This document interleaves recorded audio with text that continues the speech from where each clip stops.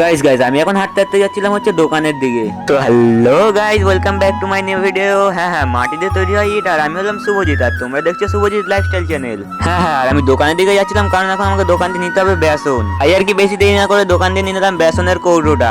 আর বেসনের কৌটো নেওয়ার পর চালু করে নিলাম পাল্লাটাকে। পাল্লা চালু করার পর এখানে নিলাম 100 গ্রাম বেসন।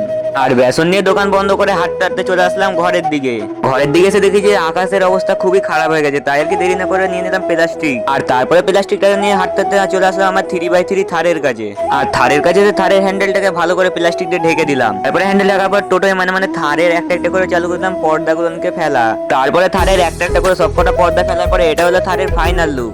গাইস, এই পর্দা ফেলতে ফেলতে এখানে নেমে গেছিল বৃষ্টি। আর এই দুদিন ধরে এখানে যা বৃষ্টি হয়েছে পুরো এখানে জলে জল হয়ে গেছে। তারপরে হাঁটতে হাঁটতে চলে আসলাম আমি ঘরের দিকে।